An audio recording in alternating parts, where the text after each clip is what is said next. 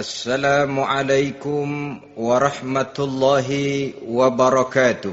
Waalaikumsalam warahmatullahi wabarakatuh. Bismillahirrahmanirrahim. Alhamdulillahi rabbil alamin. Wassalatu wassalamu ala ashrafil anbiya'i wal mursalin. Sayyidina wa maulana Muhammadin wa ala alihi wa ashabihil mujahidin at-tahirin.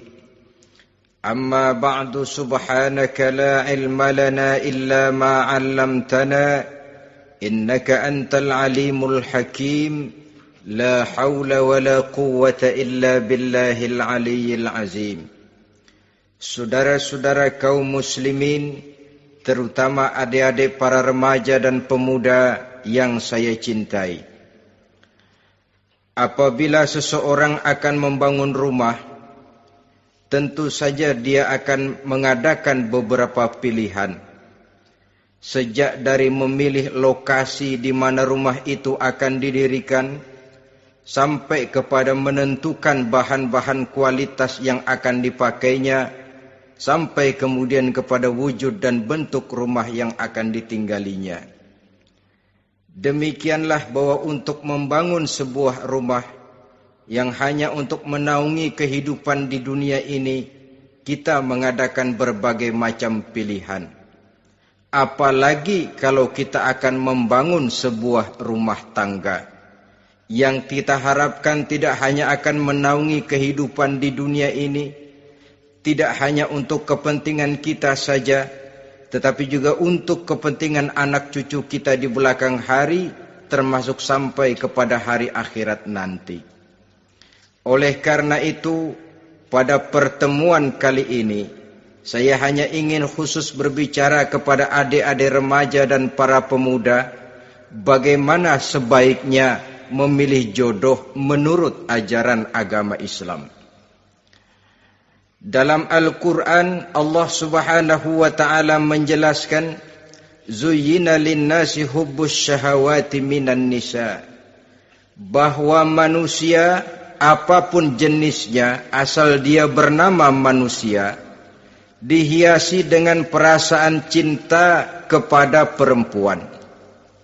Jadi sejak dahulunya secara fitrah, laki-laki senang kepada perempuan, sebagaimana perempuan pun senang kepada laki-laki.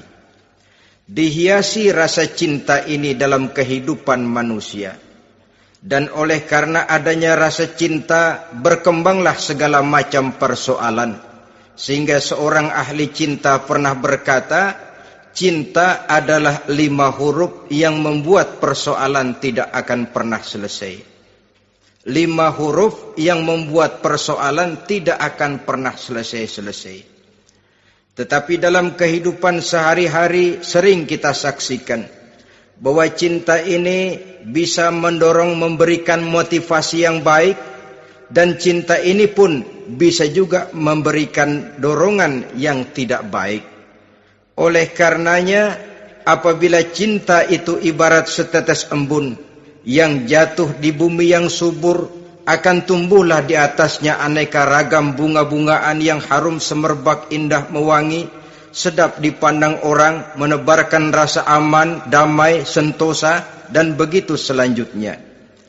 Tapi jika cinta itu jatuh di hati yang gersang dan tandus, tidak ada yang akan dapat tumbuh di sana selain sirih memanjat batu, kuning daunnya, lemah gagangnya, maka cinta yang semacam itu tidak akan memberikan dorongan positif kepada seseorang di dalam kehidupannya.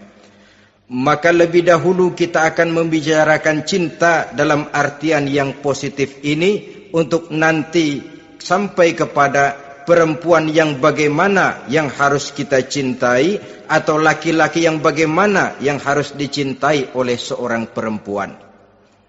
Saudara hadirin yang saya hormati, cinta dalam artian yang positif, pertama, dia selalu mendatangkan keindahan.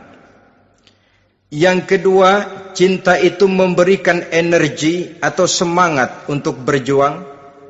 Dan yang ketiga, cinta itu selalu membawa resiko dalam bentuk pengorbanan. Maka cinta yang positif pertama melahirkan keindahan. Disinilah orang memerlukan filter atau saringan. Sebab keindahan yang didasarkan karena cinta itu merupakan satu keindahan yang relatif saja. Boleh jadi karena indah orang jadi cinta, boleh juga jadi karena cinta segala sesuatu terasa jadi indah. Namun bagaimanapun juga, kalau hati sudah diliputi oleh rasa cinta, segalanya akan terasa menjadi indah. Cinta itu adalah keindahan. Yang kedua, cinta itu energi, melahirkan dorongan dan semangat. Yang lemah bisa menjadi kuat, yang takut bisa menjadi berani, yang jauh jadi terasa dekat. Itu semua karena dorongan cinta. Dan dari energi ini lahirlah yang ketiga, bahwa cinta adalah pengorbanan. Sehingga orang berkata, berani bercinta artinya harus berani berkorban. Takut berkorban, jangan bercinta.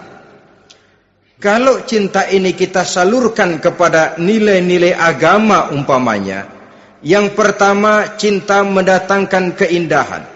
Kita cinta kepada agama, maka apapun yang diperintahkan oleh agama akan terasa menjadi indah. Solat akan terasa menjadi indah. Puasa terasa menjadi indah. Zakat terasa menjadi indah.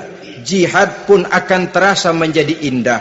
Persis kalau kita cinta kepada seorang gadis. Jika kita cinta kepada seorang gadis, apanya saja akan kelihatan menjadi indah. Jalannya terasa indah, lenggang-lenggoknya terasa indah, suaranya merdu padahal cemprengnya bukan main.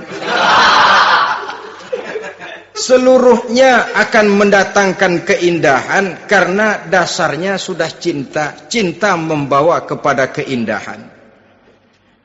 Yang kedua, cinta itu melahirkan energi. Orang yang cinta kepada agama akan lahir tenaga dan semangatnya melaksanakan ibadah, melaksanakan puasa, melaksanakan zakat, melaksanakan solat, melaksanakan haji, bahkan melaksanakan jihad sekalipun. Cinta selamanya menimbulkan energi dan semangat. Sama saja dengan kita apabila jatuh cinta kepada seorang gadis, walaupun rumahnya jauh, katanya, gunung pun akan kudaki, lautan pun kuseberangi. Untuk apa itu? Untuk menemui apa yang kita cintai. Cinta selamanya melahirkan energi. Capek tidak terasa, lelah tidak terasa, semuanya tertutup oleh keindahan yang bernama cinta. Lalu yang ketiga, cinta membawa pengorbanan. Apabila kita cinta kepada agama, maka pengorbanan terhadap apapun yang diminta oleh agama, baik itu pengorbanan waktu, tenaga, pikiran, harta, bahkan pengorbanan nyawa sekalipun, kita tidak akan berat melaksanakannya karena cinta kita kepada agama yang kita anut ini. Demikian juga cinta kita kepada seorang perempuan akan membuat kita rela berkorban. Apapun yang dia minta, jangankan kita tidak mampu, kita tidak mampu sekalipun, kita masih berusaha untuk mampu guna memenuhi tuntutan si buah hati belahan jantung. Kadang-kadang malam minggu si doi ngajak nonton. Umpamanya duit tidak ada, gajian belum, kerja enggak. Timbullah inisiatif, entah sepatu kita jual ke tukang loa, entah celana mampir dulu ke tempat lain. Yang penting kita berkorban untuk memenuhi permintaan si buah hati belahan jantung. Ketika itu pengorbanan sudah tidak kita rasakan lagi. Bahkan pengorbanan yang paling pedih sekalipun, dalam gurau, dalam bercanda misalnya, dicubit kita oleh kekasih kita, pedih bukan main, terkelupas kulit, mengalir darah, bukan nangis, nyengir. malah kadang-kadang minta tambah dicubit lagi. Itulah romantikanya cinta, sanggup membuat orang berkorban, melahirkan energi dan semangat, menambah keindahan dalam kehidupan, sepanjang dia dalam artian yang positif. Kalau demikian masalahnya, di dunia yang penuh dengan perbenturan nilai sekarang ini, orang sering salah jalan bagaimana memilih jodoh untuk membangun rumah tangga yang bahagia. Jangan lupa bahwa membangun rumah tangga ini bukan hanya untuk 1-2 bulan, bukan hanya untuk 1-2 tahun, bahkan bukan cuma untuk kehidupan dunia, lebih daripada itu pun untuk menunjang kebahagiaan di akhirat.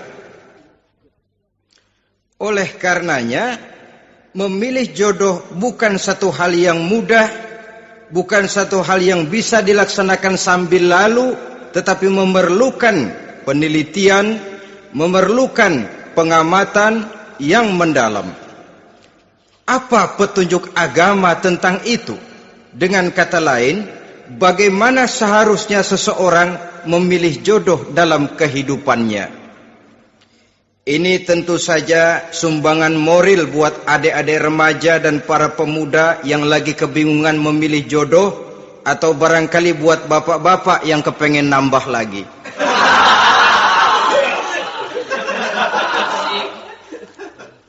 Mohon maaf kepada ibu-ibu, saya tidak menganjurkan, cuma ngajarin. Yang pertama, menurut Nabi, nikahilah perempuan itu karena rupanya, karena hartanya, karena keturunannya, dan karena agamanya. Ada 4 motif utama di sini. Pertama, memilih jodoh, lihatlah rupanya. Lagian siapa yang kepengen dapat jodoh rupanya nggak karu-karuan? Cari rupa yang cantik, indah, dan menawan. Namun jangan lupa, saya katakan di zaman di mana sering terjadi benturan nilai seperti sekarang ini, orang sulit untuk mendapatkan keaslian. Di mana teknologi sudah sedemikian canggih, di mana ilmu kedokteran sudah sedemikian maju, maka berbagai macam rupa bisa dibentuk dengan apa yang dinamakan operasi plastik misalnya.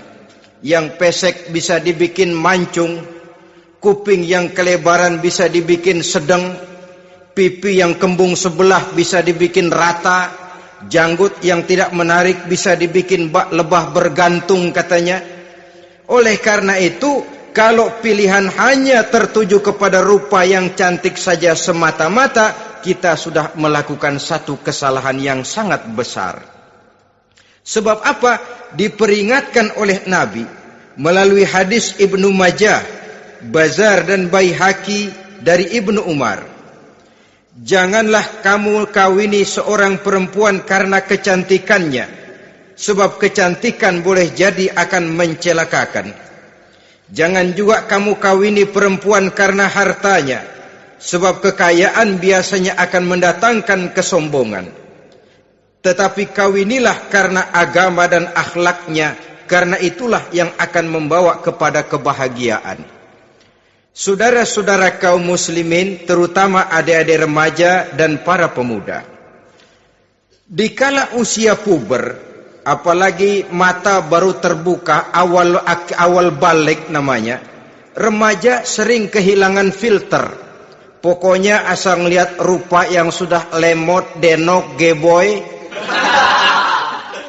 pikiran pun hanyut, malam terkenang, siang terbayang, tidur tak nyenyak, makan tak enak katanya, selalu terbayang wajah si doi.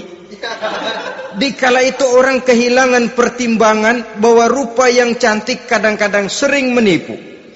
Diriwayatkan oleh Imam Ibnu Abbas, satu hari ketika sedang kumpul dengan para sahabat, lewatlah orang dengan potongan potongan orang kaya.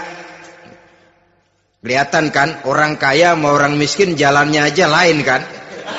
Jalannya saja, jangan gaya hidupnya, jalannya saja lain.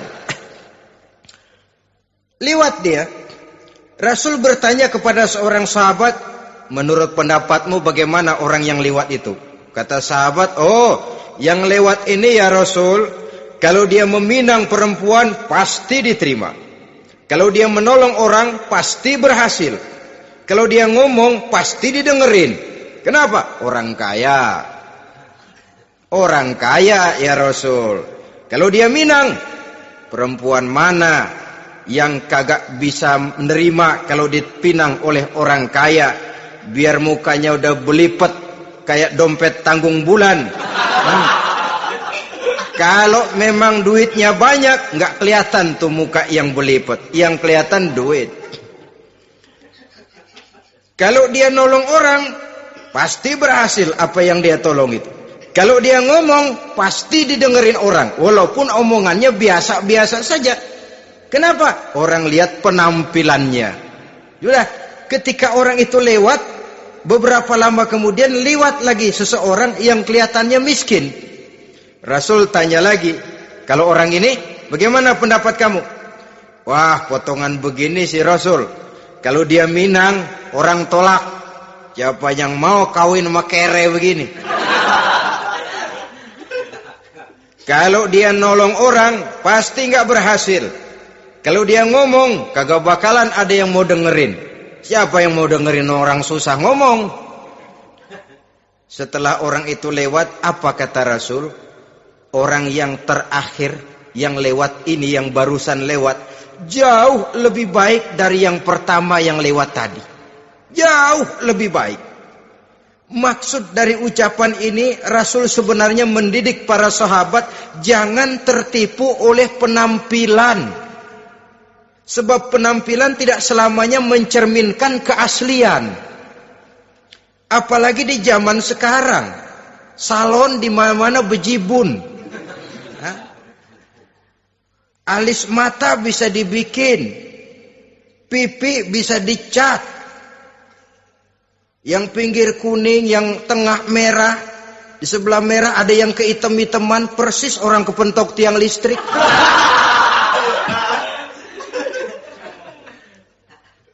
Kecantikan yang artifisial, kecantikan yang bukan alami. Karena itu silakan saja cari yang cantik, tapi jangan terpaku sampai di situ. Sebab kecantikan di samping dia mudah berubah oleh pergeseran masa dan pertukaran waktu, ternyata penampilan tidak selamanya mencerminkan keaslian. Lain hari seorang sahabat pernah mengadu, "Ya Rasul, ada apa? Inna imraati la turaddu yadul lamis." Ya Rasul, istri saya tidak pernah menolak tangan orang laki yang menjamahnya, mengajak salaman kepadanya. Apa jawab Rasul? Ceraiin aja. Tapi hati saya berat ya Rasul, saya cinta betul sama dia. Ya kalau hatimu berat, jaga dia baik-baik. Nah, dari riwayat ringkas ini kita ambil satu perbandingan. Memang punya istri berwajah cantik itu kadang-kadang si malakama kalau imannya tidak kuat. Si malakama. Kita diemin aja, binal, makan hati, nggak aman, nggak tentram. Jangan-jangan saya berangkat ke kantor, dia ngompreng. Buah si malakama seperti orang tadi, ya Rasul. Istri saya kelihatannya sebenarnya tidak negatif maksudnya ini, cuma bersalaman tapi terlalu ngobrol. La turaddu yadul lamis, tidak pernah menolak orang yang ngajak salaman. Ya sekedar salaman. Tapi kan awalnya dari salaman. Kalau sudah salaman kan strum bisa ngederdet dari tangan situ.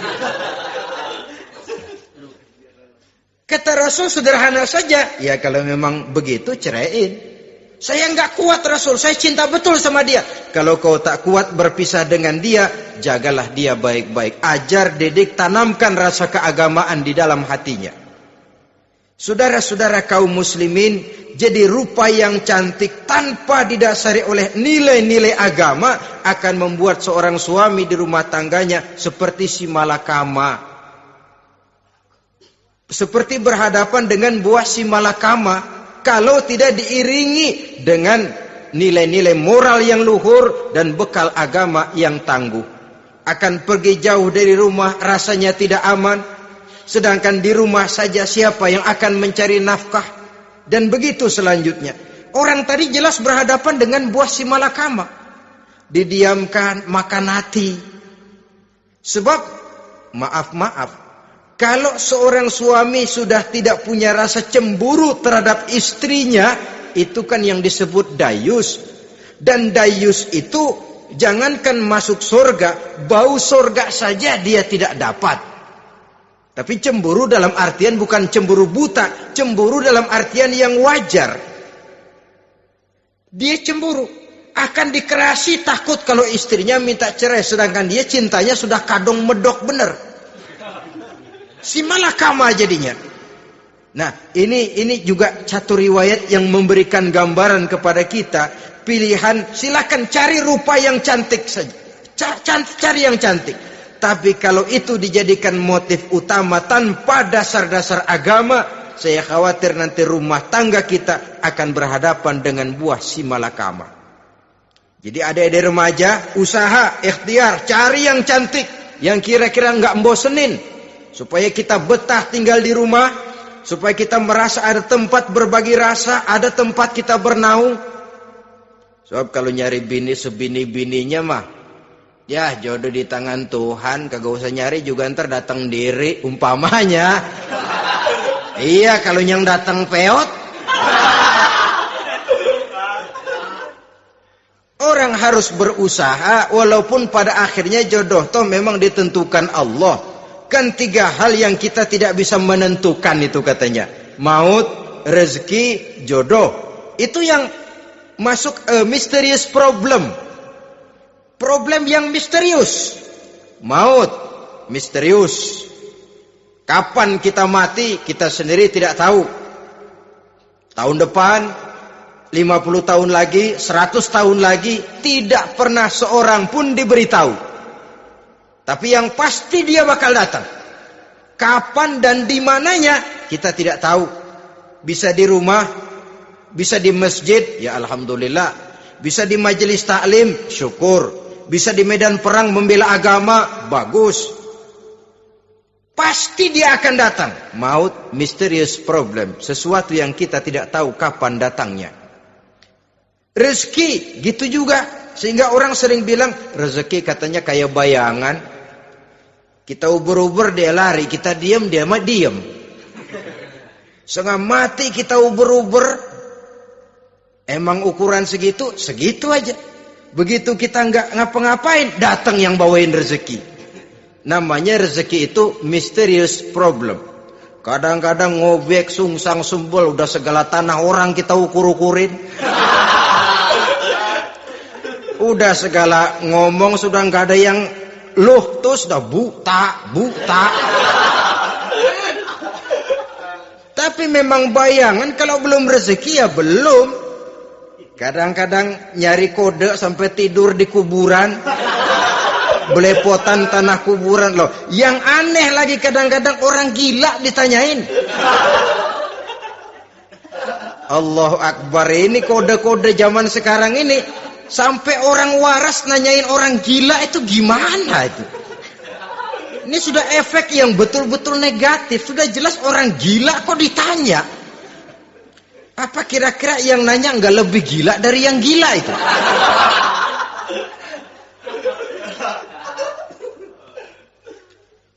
Saudara-saudara kaum muslimin, terutama adik-adik remaja dan para pemuda, jadi silakan saja cari rupa yang cantik, karena dia akan jadi tautan hati, buah hati belahan jantung, tempat kita berbagi rasa, tempat kita pulang dan tinggal di rumah tangga kita.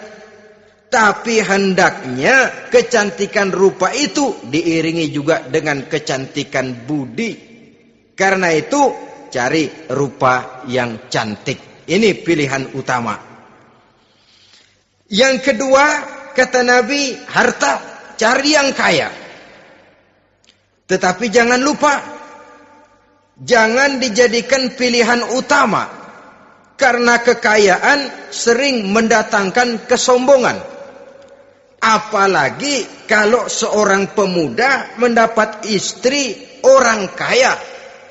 hidupnya dimodali oleh istrinya, maka biasanya wibawanya sebagai seorang suami akan hilang. Akhirnya komando di tangan istri. Dikala itulah suami tidak lebih daripada prajurit yang taat kepada komando istrinya. Padahal menurut konsep Quran, ar-rijalu qawwamuna 'alan nisa, laki-laki diciptakan sebagai pembimbing bagi perempuan. Kalau nanti suatu saat terjadi benturan, sedangkan modal diberikan oleh istri, terjadilah pengungkitan. Kata istrinya apa? Lu jangan bertingkah, lu kan kawin sama gue, modal lu kolor doang.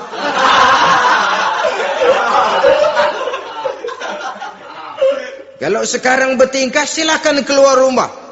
Bawa seperti engkau datang dulu, jangan bawa apa-apa. Pergilah seperti engkau datang dulu kemari. Hilanglah wibawa seorang suami.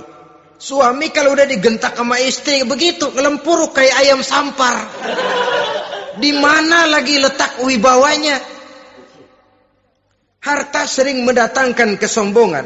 Oleh karena itu, walaupun diperintahkan cari yang keturunan orang kaya, tapi maksudnya jangan dompleng.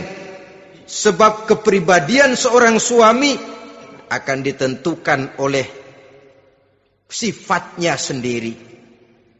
Keberadaannya ditentukan oleh karya dan perbuatannya sendiri.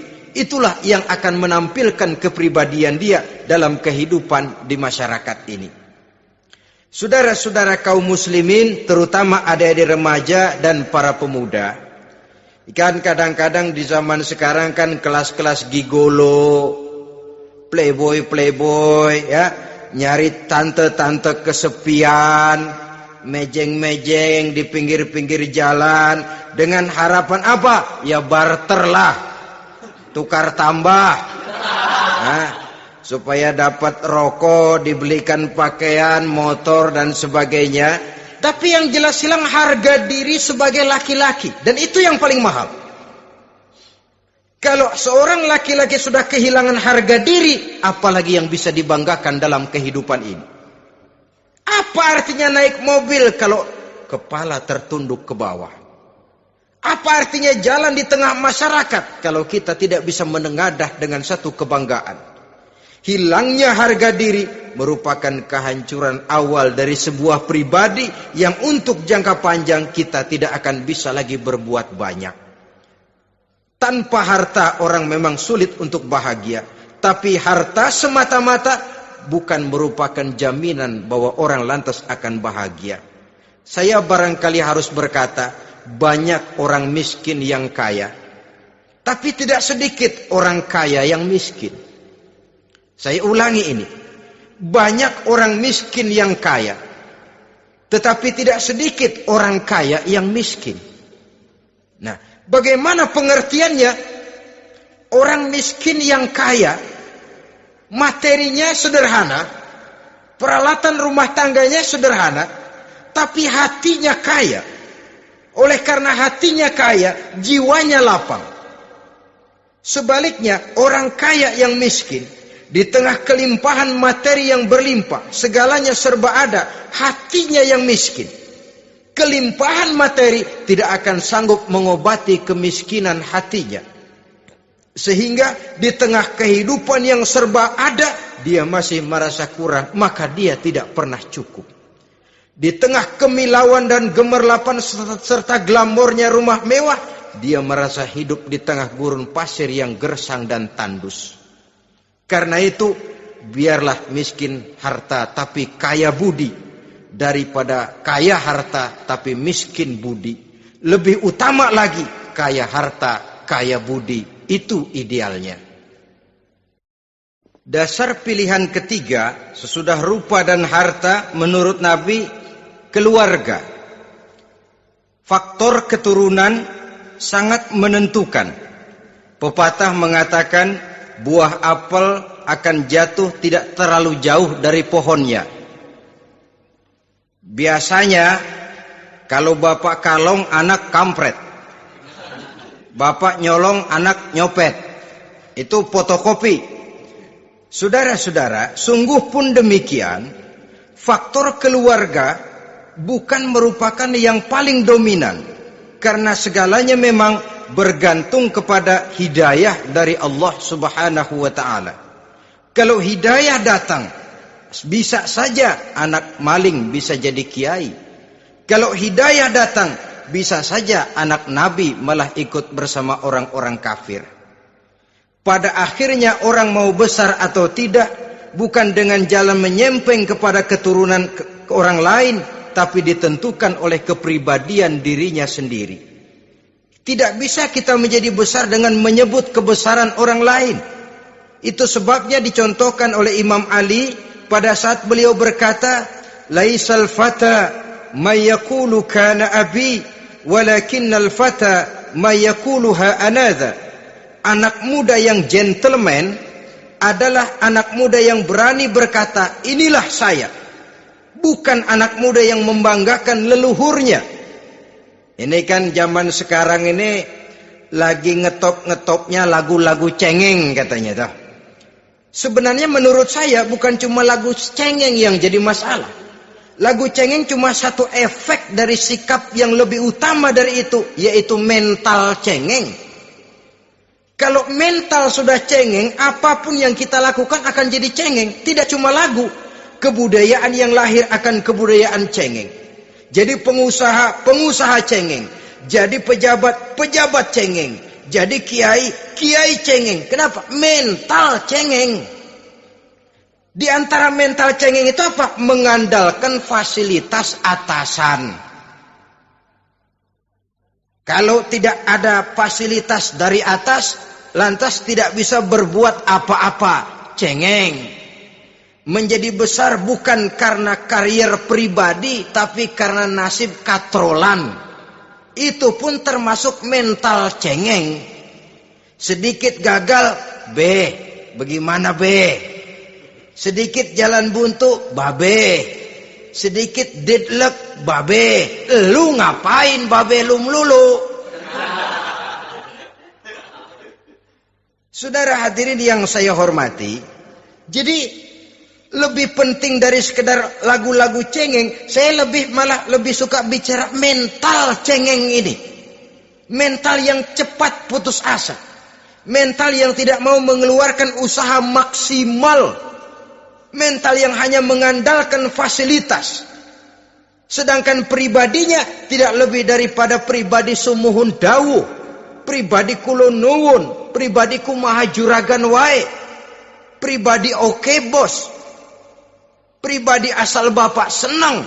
Bukankah itu semua merupakan cermin dari mental-mental yang cengeng, yang untuk jangka panjang tidak akan pernah menguntungkan daripada pembangunan bangsa dan negara yang kita cintai ini. Seseorang mau besar atau tidak, bukan dengan jalan menyempeng kepada kebesaran orang lain. Bahkan Syauqi dalam sebait syairnya yang lebih tegas mengatakan, "Wa syarrun nasi zu khumulin iza fakhartahum zakarul jaduda. Wa syarrun nasi wa khairun nasi zu syarafin qadimin aqama li nafsihi syarafan jadida." Generasi yang paling jelek adalah generasi pemalas. Kalau kelihatan orang lain lebih hebat dari dia, disebut-sebutnya kebesaran nenek moyangnya. Dia sendiri nggak punya prestasi apa-apa.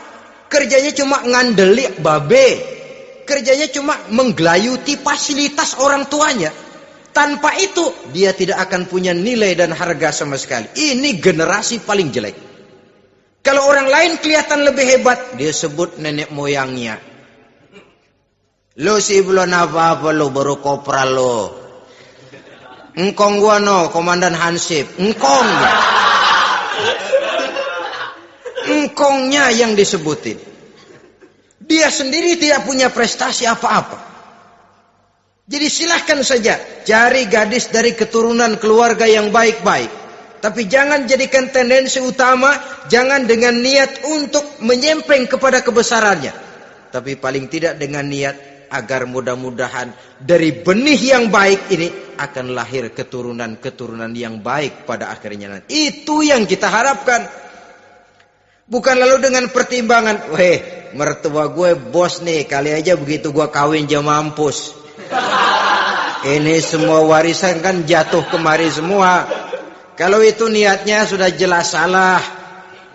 Kita mencari perempuan dengan keturunan-keturunan yang baik dengan berharap agar anak-anak kita nanti yang akan merupakan benih cucunya akan melahirkan kebaikan-kebaikan seperti leluhurnya dulu.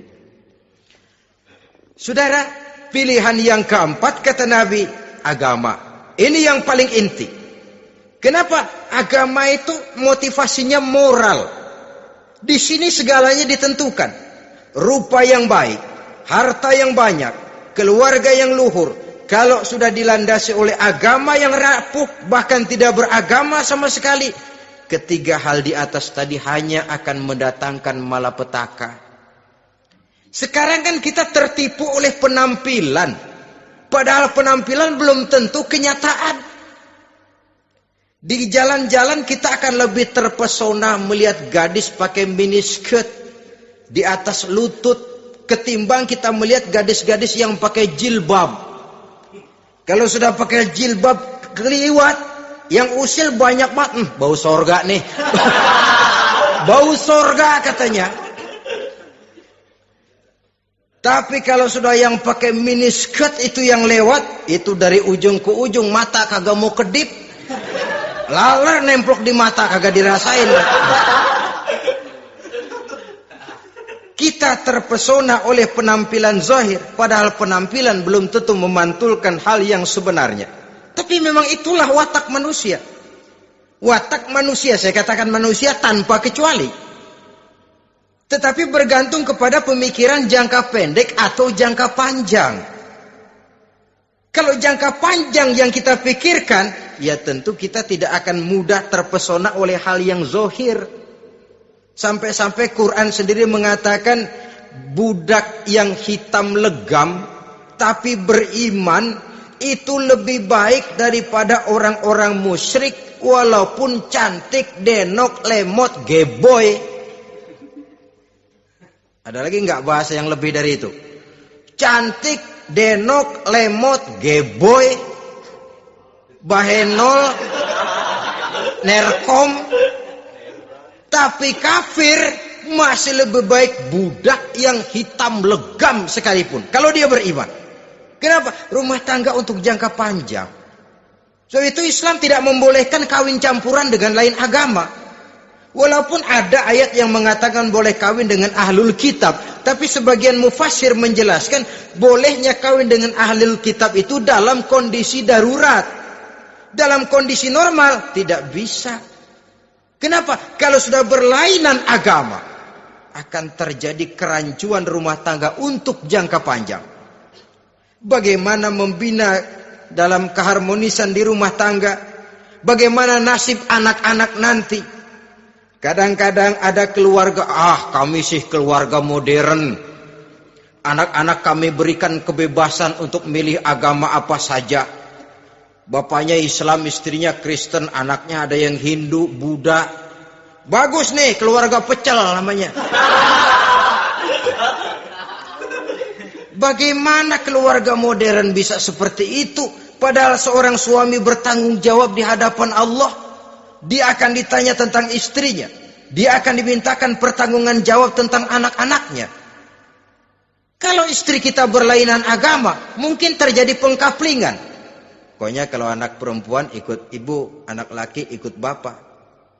Administrasi dunia bisa begitu. Tapi akhirat, pertanggungan jawab di hadapan Allah. Bisakah kita? Sorry aja Tuhan emang janjinya begini. Saudara hadirin yang saya hormati, oleh karena itu budak legam hitam kalau beriman masih lebih baik daripada orang-orang yang tidak beriman walaupun cantik dan mempesona. Kenapa? Ini faktor agama. Ya buat 1-2 bulan bisa terwujud rumah tangga yang tentram. 2-3 tahun mungkin masih bisa bertahan, tapi sampai kapan? Sampai kapan itu akan terwujud? Pada akhirnya akan muncullah dilema yang akan sulit buat diatasi. Oleh karenanya motif Agama dijadikan stres oleh Nabi. Fazfar bizatiddin taribat yadak. Pilih agama sebagai titik sentral, sebagai pilihan utama. Kalau agamanya kuat, walaupun rupanya sederhana, tapi karena nilai agamanya kuat, dia bisa menyenangkan hati suaminya. Dia bersolek untuk kepentingan suaminya. Dia taat kepada suaminya. Harta, dia anak orang kaya untuk membantu perjuangan suaminya.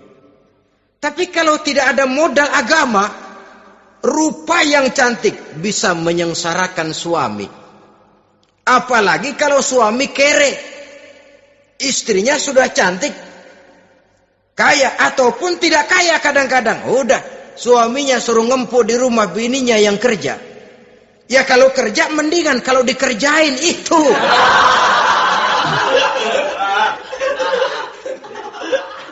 Itu yang repot. Saudara hadirin yang saya hormati, dan ini bukan 1-2 kasus. Alangkah malangnya kalau sudah terkena hal seperti itu. Akhirnya seperti pengaduan sahabat kepada Rasul tadi. Mau diceraiin, cinta saya udah medok benar Rasul. Enggak diceraiin, hati saya ngebet, pegel. Si malakama akhirnya. Jadi oleh karenanya agama. Kalau dia cantik, walaupun miskin, agamanya kuat, dia bisa memelihara kehormatan diri. Dia kaya, agamanya kuat, hartanya disalurkan di jalan Allah. Karena itu, agama jadikan pilihan utama. Dan ukuran agama itu bukan cuma jilbab loh. Ya kadang-kadang ada juga yang jilbabnya nggak pernah lepas, tapi kadang-kadang akhlaknya lebih binal dari yang kribo. Ada cuma sekedar kamuflase saja, itu pun penampilan, sekedar penampilan saja. Cuma dari segi aurat ya memang lebih baik dan lebih utama, dan saya kira lebih mengundang penasaran toh. Duren kalau udah dibuka kan kelihatan isinya, emang udah begitu, udah. Tapi kalau masih rapat, itu yang rasanya kita pengen buka. Timbul tantangan, gue pengen tahu isinya. Rasanya juga begitu. Sama saja dengan baju, kalau dibungkus rapat di plastik, ditaruh di etalase, adanya di toko mau serba ada, tahu kita barang mahal nih. Biar punya duit, kita mau nawar ragu-ragu, takut nggak cukup. Tapi kalau barang sudah dibuka di jalanan, diobral di pinggir jalan, murahan, 1.003 masih dicampur odol. Yang begitu sih biar nggak punya duit, kita berani banget tanya, nawar, megang lagi nyemek. Berat duit nih bang. Kenapa? Barang sudah terbuka. Jadi saudara-saudara, syukur kalau keempat-empatnya ini jodoh terkumpul dalam jodoh yang saudara cari. Sudah rupanya cantik, kaya, keturunan orang baik-baik, agamanya kuat. Nah, surga dunia tuh. Yang begitu cari. Kalau ada yang begitu, saya juga mau nambahin satu lagi.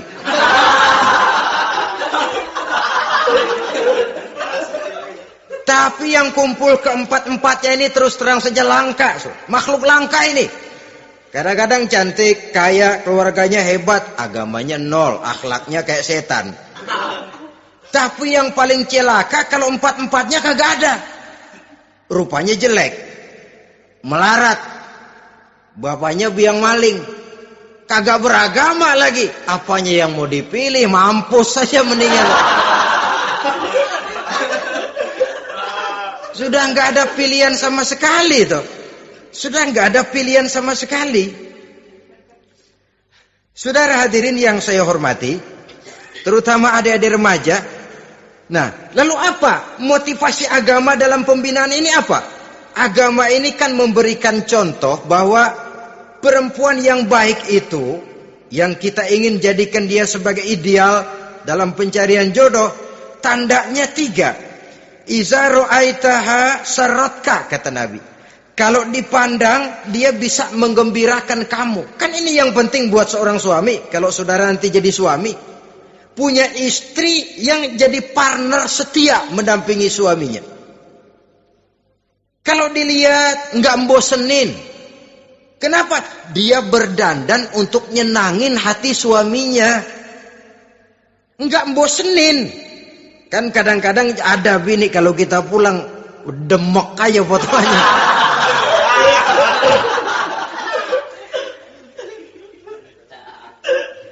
Ini yang bikin suami nggak betah di rumah ini kan yang begini.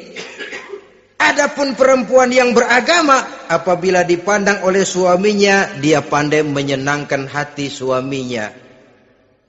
Andai kata suaminya dalam kesulitan, dia tidak menambah beban kesulitan. Paling tidak dia bisa memberikan satu bantuan moral. Bantuan moral untuk mengurangi beban kesulitan daripada suaminya. Suami pulang dagang rugi, kata istrinya, romantika bang. Sekali-sekali lah, masa selamanya dagang mau untung. Besok siapa tahu untung lebih besar. Kan meringankan tuh. Kadang-kadang enggak, suami pulang dagang dari pasar panas, rugi. Sampai rumah bini pidato. Pletar-pletor.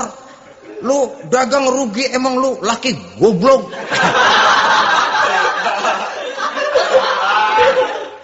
Sudahlah di pasar rugi, di rumah digoblok-goblokin. Ini nanti kena penyakit broken home yang begini ini.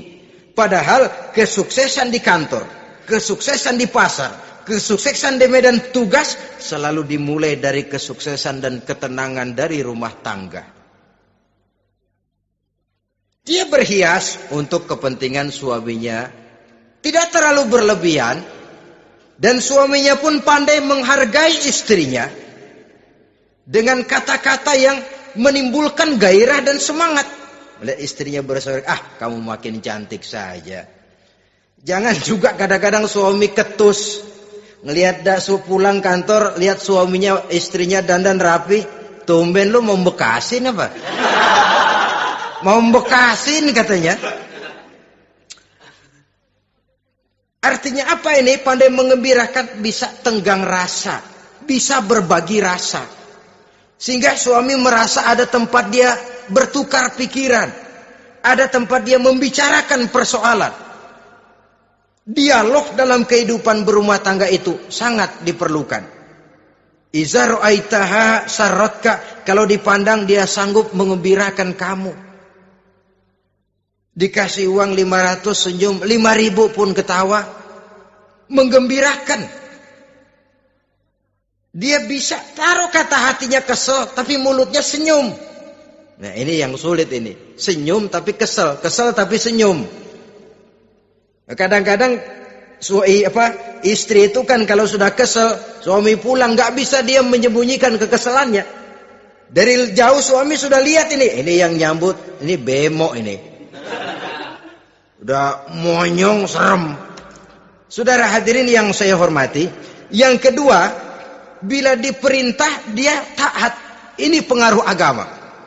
Sehingga Nabi mengatakan, "Lau amartu li ahadin ayyasjuda ila ghairiha, la amartul mar'ata litasjuda ila zawjiha likibari haqqihi 'alaiha." Andai kata saja boleh aku memerintahkan manusia untuk sujud kepada sesama manusia, pastilah aku perintahkan perempuan untuk sujud kepada suaminya. Kenapa? Karena besar hak suaminya kepada dirinya. Untung sujud kepada manusia tidak boleh.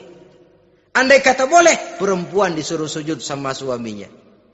Ini tidak perlu sampai sujud, cium tangan saja minta ridho suami. Kadang-kadang perempuan sekarang berat. Paling banter setahun sekali lebaran doang. Laki pulang sembahyang tubruk, cium tangan, minta redo, nangis segala macam.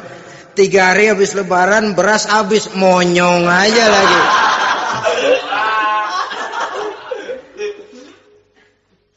Saudara hadirin yang saya hormati, yang ketiga, akibat pengaruh agama, dia sanggup memelihara kehormatan diri dan sanggup menjaga harta suaminya. Memelihara kehormatan diri baik pada saat suaminya di rumah atau pada saat suaminya tidak ada di rumah. Satu riwayat, seorang sahabat akan pergi perang jihad di fi sabilillah. Ketika mau berangkat dia bilang kepada istrinya, "Saya mau berangkat perang. Kalau saya belum pulang kamu jangan keluar rumah. Baik bang. Pergi istrinya, pergi suaminya jihad. 1 minggu, 2 minggu berlalu, belum juga pulang. Satu hari datang utusan dari rumah orang tua si istri ini. Assalamualaikum bu. Waalaikumsalam. Ada apa? Ada berita kurang enak bu. Orang tua ibu sakit parah. Mohon tolong ditengokin. Apa kata si istri? Maaf saja, suami saya belum pulang dari medan perang. Saya belum dapat izin keluar rumah kalau dia belum pulang. Tolong sampaikan maaf saya kepada orang tuanya. Pulanglah utusan tadi. Besok balik lagi. Bu, ada apa? Udah Senin Kemis. Napasnya sudah sampai tenggorokan. Tolong tengokin buat terakhir kalinya bu. Suami saya belum pulang. Dia pesan kalau dia belum pulang saya jangan keluar rumah. Saya nggak bisa tengokin orang tua saya. Salam maaf saja. Pulang utusan itu. Besok balik lagi. Bagaimana? Sudah meninggal bu. Mau dikubur. Tengokinlah buat terakhir kalinya. Suami saya belum pulang. Saya belum berani keluar rumah kalau suami saya belum pulang. Itu janji saya sama suami saya. Pulanglah utusan ini ngadu kepada Rasulullah sallallahu alaihi wasallam. Ya Rasul, ini perempuan kelewatan benar. Dari orang tuanya sakit sampai sekarat, sampai mati, sampai dikuburin dia nggak nengokin. Memangnya kenapa? Suaminya katanya pergi jihad dan suaminya tidak mengizinkan dia keluar rumah kalau si suami belum pulang. Apa jawab Rasul? Marahkah beliau? Tidak, beliau senyum. Apa katanya? Dosa orang tua yang meninggal ini telah diampuni oleh Allah karena dia punya anak perempuan yang begitu taat kepada suaminya. Allahu Akbar. Dosa orang tua yang sudah meninggal itu diampuni oleh Allah karena dia punya anak perempuan yang begitu taat kepada suaminya. Ketaatannya kepada suaminya menyebabkan dosa orang tuanya diampuni oleh Allah Subhanahu wa ta'ala. Suami pergi jihad, orang tua sakit keras, tidak berani dia keluar rumah. Itu tandanya bisa menjaga kehormatan diri.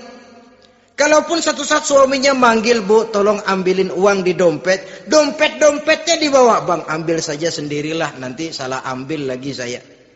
Kadang-kadang enggak, suaminya pergi mandi, dompet berantakan. Saudara hadirin yang saya hormati, ini motivasi agama. Jadi kecantikan zahir yang diimbangi dengan kecantikan batin oleh karena pengaruh agama tadi. Kalau sudah kemari, orang tidak perlu mikir-mikir operasi plastik, bikin yang pesek jadi mancung supaya orang tertarik. Bikin belakang yang kurus jadi menarik. Tidak. Orang tidak perlu lagi pakai susuk-susukan. Dipasang di bibir supaya kalau senyum orang gempor.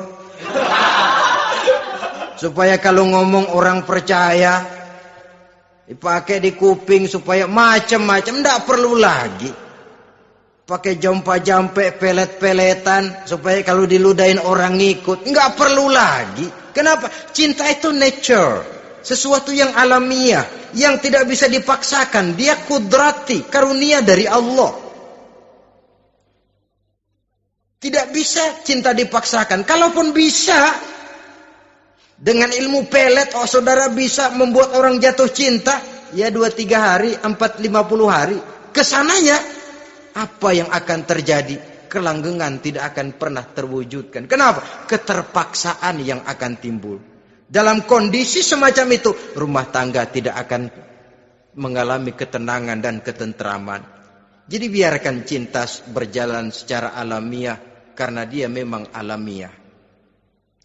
Saudara-saudara, nah sekarang kalau sudah ketemu nih, yang 4 tadi, rupa cantik, keturunan boleh, kaya lumayan, agama kuat. Apa yang harus kita cari? Apa yang harus kita lakukan? Apa pakai pepatah anak sekarang? Aku lihat, aku pikat, aku dapat, aku sikat, aku minggat. Bangsat.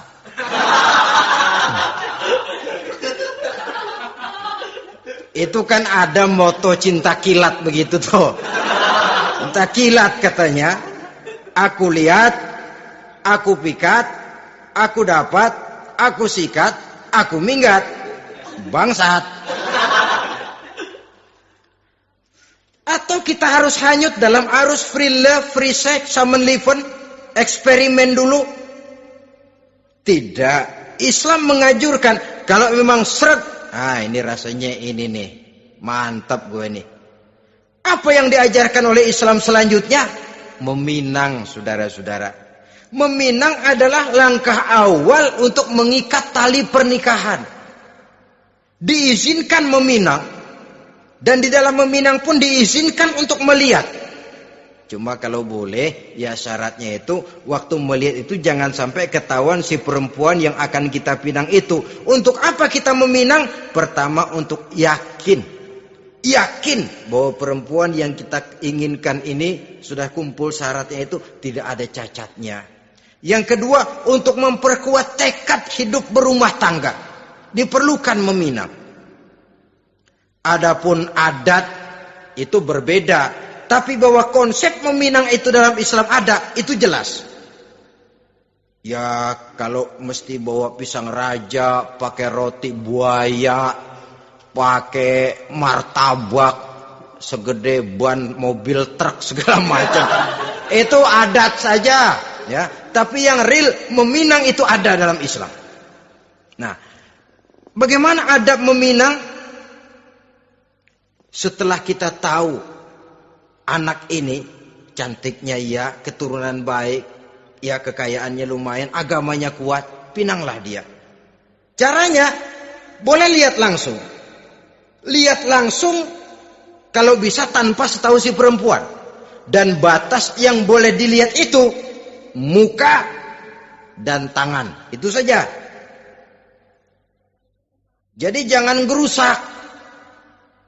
Minta permisi Pak, saya mau ngelihat anak bapak seutuhnya. Soalnya buat saya ini nanti.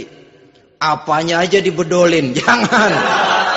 Kira-kira yang boleh itu muka sama tangan. Andai kata kita risih, sebab nanti kalau nggak jadi akan jadi timbul rasa malu dan si perempuan juga kasihan. Boleh mengutus perempuan yang kita percaya. Coba kau ke sana, lihat kondisinya yang sebenarnya bagaimana. Kalau ngelihat dari jauh sih utuh, siapa tahu nanti tangannya kurang sebelah. Coba lihat sana. Saudara-saudara, kemudian boleh juga ditanyakan kepada orang tuanya. Dan dalam hal ini orang tua si gadis tidak boleh menyembunyikan aib atau cacat yang dimiliki oleh anaknya. Dia harus menceritakan apa adanya. Sampai pun kekurangan anaknya yang paling kecil sekalipun.